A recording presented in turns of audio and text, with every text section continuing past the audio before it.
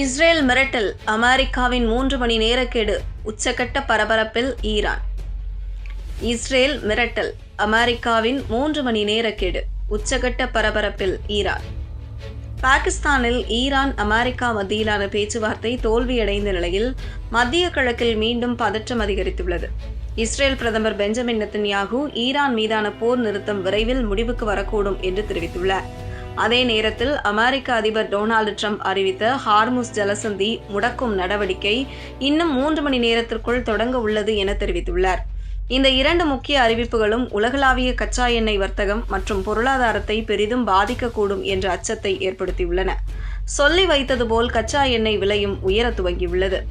Israel பிரதமர் Benjamin Netanyahu தனது அறிக்கையில் ஈரானுடன் தற்போது நடைமுறையில் இருக்கும் 2 வார போர் நிறுத்த ஒப்பந்தம் நீண்ட காலம் நீடிக்காது என்று தெளிவாக கூறியுள்ளார்.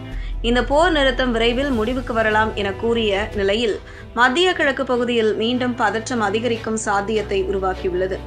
பாகிஸ்தான் பேச்சுவார்த்தையில் அமெரிக்காவின் கோரிக்கைகளை ஈரான் ஏற்க முடியாது என அறிவித்த நிலையில் அமெரிக்கா அடுத்தடுத்து ஈரானை முடக்கும் அறிவிப்புகளை வெளியிட்டுள்ளது. இதனால் எப்போது வேண்டுமானாலும் போர் தாக்குதல் துவங்கலாம் என நிலை இருந்து வந்த நிலையில் தற்போது பெஞ்சமின் நெத்தன்யாகு கூறிய வார்த்தைகள் மீண்டும் பதற்றத்தை அதிகரித்துள்ளது.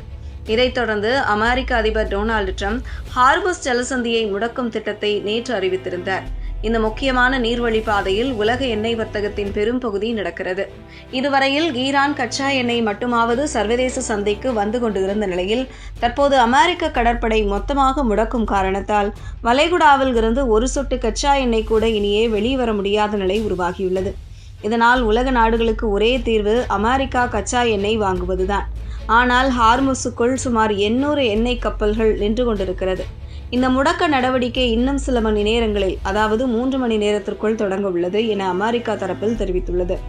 இந்த முடக்கம் மூலம் ஈரானிய துறைமுகங்கள் மற்றும் கடற்கரை பகுதிகளில் எந்தவிதமான வர்த்தகமும் செய்ய முடியாத நிலையில் முடங்கும் என எதிர்பார்க்கப்படுகிறது. நெத்தன்யாகுவின் போர் நிறுத்தம் தொடர்பான எச்சரிக்கையும் ட்ரம்ப் அறிவித்த ஹார்முஸ் முடக்கமும் ஒரே நேரத்தில் வெளியாகியுள்ளன. இந்த 2 செய்திகளும் மத்திய கிழக்கு பகுதியில் ஏற்கனவே இருக்கும் பதற்றத்தை மேலும் அதிகரிக்கும் என எதிர்பார்க்கப்படுகிறது. இதன் எதிரொலியாக WTI கச்சா எண்ணெய் விலை 8% உயர்ந்து ஒரு பேரல் $104.3 பிரெண்ட் கச்சா எண்ணெய் 7.73% உயர்ந்து 102.5% வரையில் உயர்ந்துள்ளது.